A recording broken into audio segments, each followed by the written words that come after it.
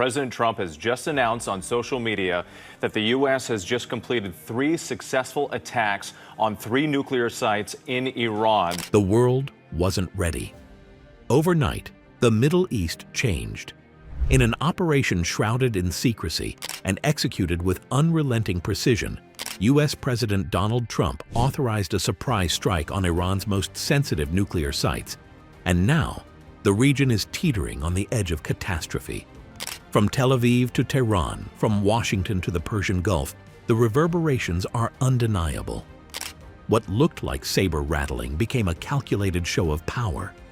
Iran had been escalating, quietly enriching uranium, expanding centrifuge sites, defying IAEA inspections, and suddenly, the reckoning arrived. Satellites went dark over central Iran. F-22s pierced the night sky. Within hours, Iran's top nuclear facilities at Natanz and Fordo were reduced to smoldering craters. In minutes, years of secretive development were undone. But this wasn't just another headline. This was a geopolitical earthquake. And for Iran, the shock wasn't just from the bombs. It was the implications, the strategy, the message. This wasn't a war, at least, not yet. It was a doctrine shift, a signal, a surgical decapitation of capability and credibility. Trump had drawn his red line and backed it with warheads. Did Trump act alone? Was Israel involved? Would Iran retaliate immediately or wait? Was this just the beginning of something far bigger? And underneath it all, a single terrifying question echoed louder than any explosion. Had the world just witnessed the opening move in a shadow war gone hot? Don't forget to like, subscribe, and share this video so more people can understand the stakes, the strategy, and the unfolding tension shaping our world right now. The relationship between the United States and Iran has been one of the most volatile and consequential in modern geopolitical history, a saga of alliance, betrayal, revolution, and relentless confrontation. What began as a strategic partnership in the mid-20th century has transformed into one of the most entrenched hostilities on the global stage. In the early 20th century, Iran, then known as Persia, became a focal point for Western interest due to its vast oil reserves.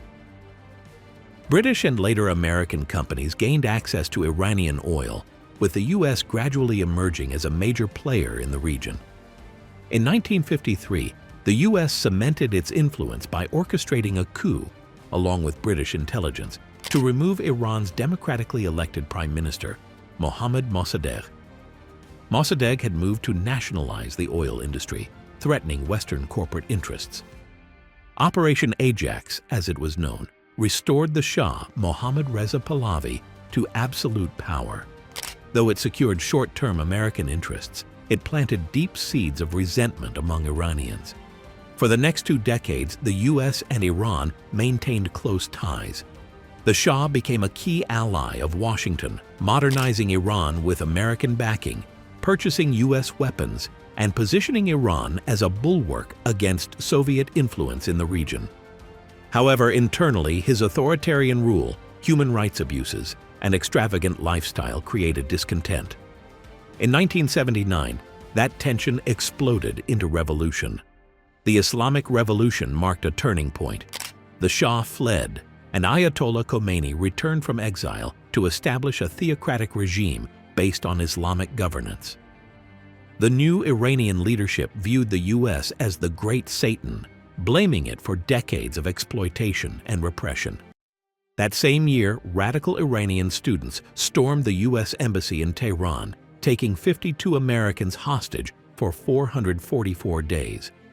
The hostage crisis humiliated the Carter administration, destroyed any hope of reconciliation, and ignited a deep ideological enmity. Throughout the 1980s and 1990s, the relationship remained icy. The U.S. supported Saddam Hussein during the Iran-Iraq War, imposed sanctions on Tehran, and accused Iran of sponsoring terrorism. Despite moments of potential thaw, such as Iran's quiet cooperation after 9/11, relations never fundamentally improved. Tensions escalated again in the 2000s over Iran's nuclear program, which the U.S. believed was a cover for building nuclear weapons.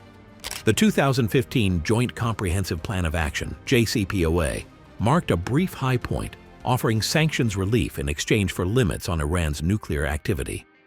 However, in 2018, President Donald Trump unilaterally withdrew from the deal, calling it disastrous, and reinstated crushing sanctions under his maximum pressure campaign. Iran responded by escalating uranium enrichment, fueling fears of a nuclear arms race. Today, U.S.-Iran relations remain a dangerous mixture of history, ideology, and mutual distrust. Decades of covert operations, military posturing, and proxy wars have locked both nations into a spiral of escalation. And now, with direct strikes on Iranian nuclear sites, the line between the Cold War and open conflict may finally be breaking. This didn't come out of nowhere.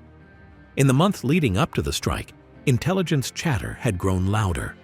U.S. satellites tracked suspicious movement near Iran's hardened bunkers. Israeli cyber operatives intercepted encrypted communications suggesting Tehran had resumed high-level nuclear activity far beyond the limits of the defunct JCPOA. The IAEA had been stonewalled repeatedly, and inspectors had been denied access to suspicious facilities. And even the most optimistic analysts began to acknowledge what hawks had been saying for years. Iran was sprinting toward breakout capability. Trump, back in the geopolitical spotlight, had signaled his disdain for Iran's nuclear ambition long before he left office. His administration had pulled out of the 2015 deal, reimposed crushing sanctions, and pursued a policy of maximum pressure. But many thought that was the end of it, a final stamp on a failed negotiation strategy. What they didn't expect was that he'd be the one to take things to the next level long after leaving the White House. Re-emerging with renewed energy and a familiar bravado, Trump had been warning behind closed doors for months. If Iran crossed the threshold, it wouldn't be met with more sanctions. It would be met with fire. According to classified briefings leaked days after the strike, the operation was months in the making. Codenamed Silent Resolve, it involved U.S. Central Command, Israeli Mossad assets, and support from regional intelligence partners. The targets weren't just symbolic. They were core to Iran's weaponization infrastructure. Natanz, the crown jewel of Iran's nuclear program, was hit first. Precision-guided bunker-busting munitions designed to penetrate reinforced concrete were drilled through its underground labs. Fordo, built deep into a mountain to survive conventional attacks, was next. But this time, the payloads weren't conventional. Sources close to the Pentagon suggested new generation electromagnetic munitions were deployed, designed to disable not just structures, but digital systems, effectively scrambling every line of data stored within those walls. Iran's nuclear infrastructure suffered an unprecedented blow when two of its most fortified enrichment facilities, Natanz and Fordo, were struck in a coordinated airstrike. Natanz, located in Isfahan province, had long stood as the cornerstone of Iran's nuclear program. Fortified beneath mountains and protected by layers of reinforced concrete, it was believed to be nearly impervious to attack. The site reportedly housed over 5,000 IR-1 centrifuges and a growing stock of advanced IR-6 models, pushing Iran's uranium enrichment capabilities dangerously close to weapons-grade levels, especially following the U.S. withdrawal from the JCPOA in 2018. Despite facing past cyber and explosive attacks, nothing compared to the sudden destruction dealt by precision-guided, low-yield bunker-busting munitions used in the Trump-ordered strike. These munitions didn't just damage equipment, they collapsed entire underground sections. Satellite imagery in the aftermath revealed large-scale subsidence, confirming the facility had been effectively neutralized. What made the Natanz strike particularly devastating was not just the firepower, but the timing. Intelligence suggested key nuclear engineers were on site during the attack, possibly coordinating new centrifuge cascades. Though Iranian officials denied fatalities, reports of ambulance movement and media blackouts pointed to significant internal fallout. The impact reverberated far beyond the physical site. Decades of development were erased within hours, sending shockwaves through Iran's defense and scientific communities. Symbolically, it was a message. Not even Iran's most critical and protected facility was immune to U.S. precision and intent. It was a psychological blow as much as a military one, signaling that Washington could and would strike decisively if provoked. For Iran, the loss of Natanz was not only operationally catastrophic, it was humiliating, laying bare the vulnerability of a program it had spent years shielding. Even more shocking was the strike on Fordo.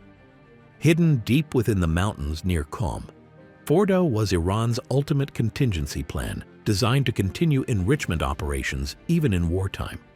Its existence, revealed in 2009, had drawn global scrutiny, and by 2022, it had resumed enriching uranium up to 60% following JCPOA failures. The facility was heavily protected, both by geography and advanced air defense systems. Yet advanced U.S. weaponry, possibly including electromagnetic pulse (EMP) devices, overwhelmed these defenses. The result: multiple cascades of centrifuges were knocked offline, and uranium storage bays were hit. Though Iranian officials claimed the damage was superficial, leaked intelligence and satellite data told a different story. Blackouts, rerouted emergency services, and an eerie silence from key nuclear personnel suggested otherwise. What made the Fordo strike historic was the red line it crossed. No nation had ever bombed an active, hardened nuclear enrichment site until now. Even Israel, despite its aggressive posture, had long avoided targeting Fordo directly, fearing the fallout. Yet the U.S. did just that, hitting fast, hard, and surgically. The message was unmistakable: depth no longer equaled safety. For Iran, it marked the collapse of its strategic sanctuary. For the world, it raised a dangerous precedent. If even Fordo is now fair game, what's next? The fallout was immediate and global. In Tehran, the regime entered crisis mode. Supreme Leader Ayatollah Khamenei called an emergency meeting of the Supreme National Security Council. President Raisi appeared on state television, visibly shaken, vowing revenge beyond comprehension. But even as rhetoric soared, so did caution. Iran had been caught off guard. Its radar systems, many of them outdated and over-reliant on Russian tech, failed to detect the stealth aircraft in time. Its retaliatory options were limited, at least immediately. Across the Middle East, military bases went into lockdown. Israel mobilized Iron Dome and Arrow defense batteries. Saudi Arabia raised its alert level. U.S. embassies issued evacuation notices for non-essential personnel in Bahrain, Kuwait, and the UAE. In Lebanon, Hezbollah issued vague but fiery threats, while Iranian proxies in Iraq began mobilizing units near American assets. But crucially, there was no immediate counterstrike. The silence was deafening. But behind the scenes, the strategic implications became clear. This wasn't about regime change. It wasn't even about war. It was about signaling to Iran, to allies, and to rivals like China and Russia that American deterrence was back on the table. Trump had calculated that the cost of inaction, allowing Iran to become a nuclear power, was far greater than the risk of preemptive force. And in doing so, he reset the global balance of power with one strike. Yet for Iran, this humiliation was existential. Years of secret development, billions spent. Dozens of scientists were protected, all reduced to debris. But perhaps more importantly, trust in the regime's invincibility was shattered. Across Iran's population, already burdened by inflation, sanctions, and protests, a dangerous narrative began to spread. The regime had promised security and failed. Intelligence sources reported growing unrest in major cities. Civilian morale dipped. And as Iran's leaders called for national unity, cracks widened within the IRGC itself, where whispers of blame and betrayal intensified. Still, the Islamic Republic doesn't just rely on bunkers and centrifuges. It relies on proxies. The question wasn't whether it would respond, but when, where, and how hard. For now, the silence served a purpose. Iran needed time to assess the damage, time to organize, and time to shift the narrative. On state TV, footage of destroyed labs was replaced by scenes of unity, clerics marching, military parades, and vows of vengeance.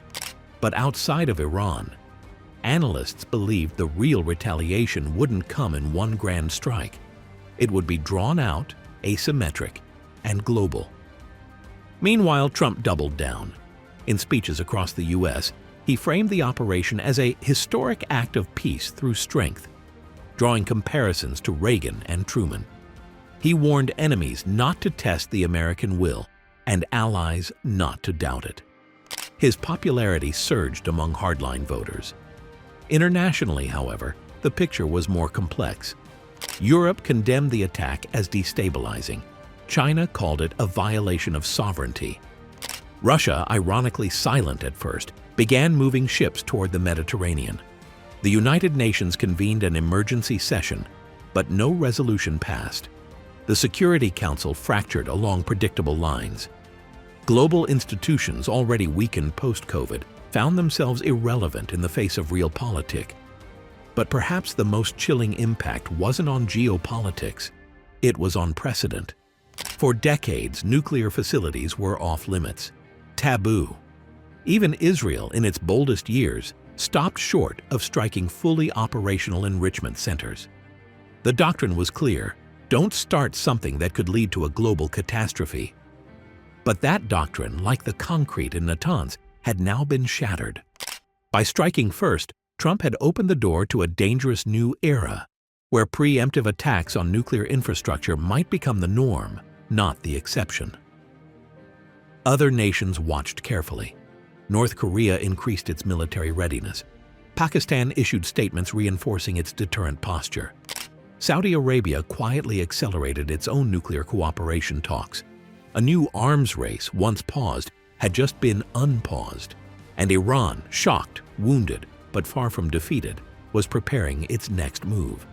Inside Qom, senior clerics debated a theological response. In Quds Force bunkers, strike plans were being dusted off. Cyber units in Shiraz ramped up simulations. The calculus was brutal: strike back too hard and invite full war, strike too softly and lose face. Somewhere in between lay the path Tehran now had to walk. And yet beneath the ash and smoke, a chilling new reality had formed. The world had moved closer to the brink. A single order, delivered from a command room thousands of miles away, had redrawn red lines everywhere. This wasn't just about Trump or even Iran. It was about the future of warfare, about how far nations will go to protect or project power, about how quickly the balance of peace can shatter when deterrence fails. For now, Iran is still calculating. The shock is real. The damage is undeniable. But the silence won't last. And when Iran answers, because it will, the world may learn that retaliation, too, can come without warning. Iran now stands at a crossroads, wounded but calculating. A full-scale military response risks drawing in the U.S. and its allies, potentially triggering a regional war it cannot win. Yet silence is equally dangerous, both domestically, where hardliners demand retaliation, and internationally, where deterrence must be maintained. Iran's likely path is asymmetrical: cyber attacks targeting Western infrastructure, proxy strikes through Hezbollah, the Houthis, or Iraqi militias, and renewed covert operations across the region. Simultaneously, it may accelerate its nuclear ambitions underground, rethinking enrichment strategy while withdrawing further from IAEA oversight. Tehran may also rally international sympathy, framing the strike as an unprovoked act of aggression seeking to fracture Western unity. But make no mistake, retaliation is coming. It may not be immediate or overt, but it will be deliberate, strategic, and designed to remind the world that the Islamic Republic, even cornered, remains dangerous, defiant, and deeply committed to playing the long game. While the missiles have stopped flying, the war of shadows has only just begun.